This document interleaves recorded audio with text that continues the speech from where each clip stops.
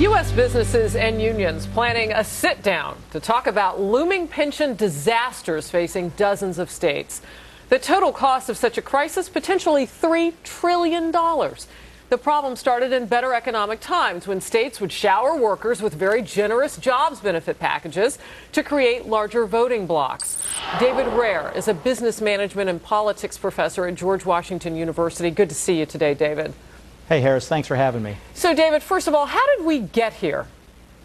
Well, we got here through a combination of reasons. Number one, better economic times, which allowed state politicians to provide more generous benefits. Number two, demographics. Number three, people want more investment in the public service. Number four, public employee unions being stronger in the states. It's really a combination of things over time that's created this problem. All right. So now that we've arrived, how bad could it get if we don't deal with these unfunded pension plans? And by the way, I want to tell people these are jobs like for firefighters and teachers. And, you know, they're state jobs. We want people to have these jobs, but they've got these huge benefit packages, and it's just draining us dry. So if we don't fix it, what happens? Yeah. Well, the Pew Research on the states reported in February that there's a $3 trillion liability for all 50 states.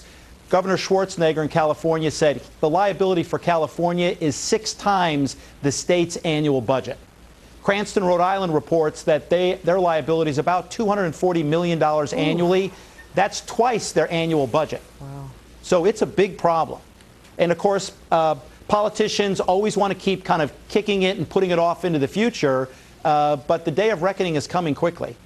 All right. So what's interesting, too, is that you've got all the big creation, the really only job creation that we've seen. I shouldn't say only, but much of the jobs creation that we've seen during the latest administration has been in government jobs, even more pension jobs, correct? That's right. That's exactly right. I mean, it's been reported that during President Obama's first 2 years, more than 1,000 people additionally have made over $100,000 a year.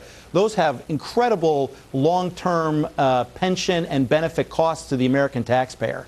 So and that stuff has to stop. Okay, so it's got to stop. But I mean, you can't just say to the next firefighter you would hire, hey, I'm going to have to give you half of what we gave the guy we had before you. Can you do that?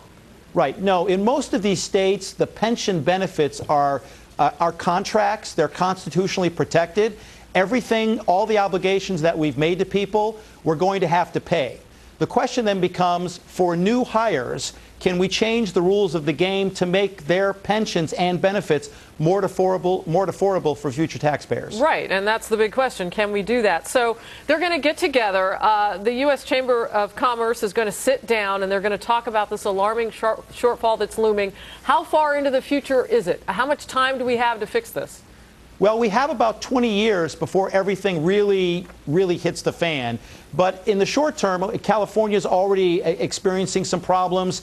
A number of Los Angeles is looking at potential bankruptcy. So there's a lot of cities and states that are on the precipice of being bankrupt because of these high pension costs. All right. And before I let you go, I just want to better understand $3 trillion. Is this a number that's growing day to day, or is it going to kind of stay there? Well, as long as the market and our economy doesn't pick up, the number's going to grow. Whoa, wait a minute. You don't want the economy to pick up? No, I want the economy to pick up. I'm just worried that the current economic environment and political environment we're in Washington, D.C. is going to make that hard.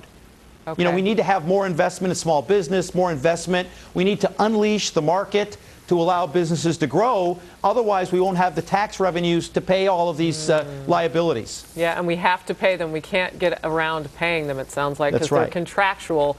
And you said they're protected by the Constitution. The state and federal constitutions. Okay. David Rehr, thank you so much for talking about us with us today. Thank you for having me.